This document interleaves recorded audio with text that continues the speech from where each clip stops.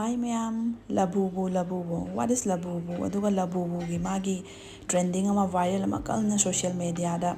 internet da, Facebook da, Instagram da, WhatsApp da,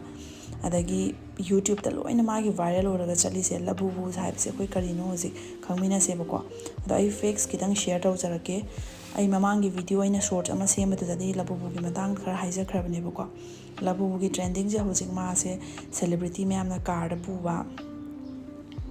Designer bags in the keychain oina hapa the engang sing na suyam pamna ba the celebrity the lay is Rihanna adagi Blackpink ki Lisa British singer Dua Lipa amadi kaino se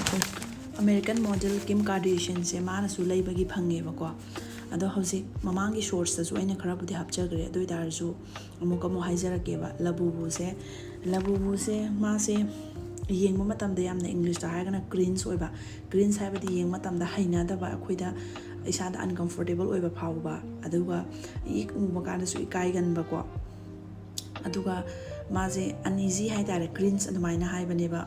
haina da ba phawba hojiki angang macha phone yeng khalaga haurei bangang singse moga di yam chana boy de ahan da sigi series ama leirambane ba ko ado moina angang ji o matamda you cringe ka haibado adudugi expression da fulfill tawba laidebi oidoineba sise China adugo magi sigi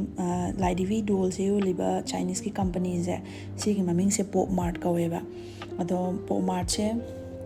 CEO je kanano hai matamna aina huja ujariba wangming ngai je kwadi sisna ba downloaded app an oigi haiba aduga aduju single day da adagi ma se magi net worth billion je kairo ge hai matamna dollar 18.7 billion ye nom paisa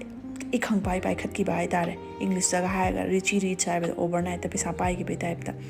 dubaina ado si sineba ado doll je haidi magi masak se yam thina tamthiba maya mamit adagi phajana murti chumna banda ba haidare yamna green choi ba khoida yengbada nungsi lekhon phawda ba adai saina oidar sune hojiki aina haijagi ba keno do series to ado dai de ma se magi yamna mischievous oi ba haidare talkative oi ba hadi sum kari haini katukaran haidara Manipur adumaina keno tawbado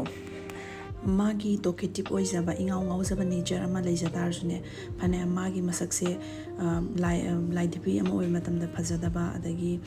kitang cringe oi ba dugi mong oi dar ju ma se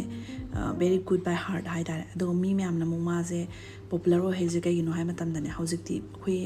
video ama yeng matamda kaino pot ama sengbagi oi ju de kaino ama pai ba ju phone de am satisfying oi bai tar khoi de amna mukbang gi video ama yeng dar jos ma sa ai je hauni sumai chaning ge hai matamda khoi da mongonda ma feeling ama phawan bado adumba gi type adumaina dolls na su tawba ngame na khara haibado aina haijarba meyam singse ai paw da gi yeng bani ko internet source da gi adumaina tawrakanda yengjabane ado sigi CEO je magi app pop mart je yam tina season ba da gi overnight da paisa yam tina pai khat khre ado samlapa wari loiramdai da haijage sigi labubu se kemta na tema se laidibi amane doll amane adugo ma celebrity haidi Korea gi celebrity America gi celebrity mayam je loina leinaraba aduduga India ra su yore India yorpade ko je Manipur ra yore yam thoina mamonda special quality yorwe su nateba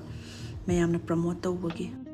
ahenba information adum haibiro fakes aingodagi hena khangba aduga si semdo ning haidar so ai feedback taram na ngajari ko thank you everyone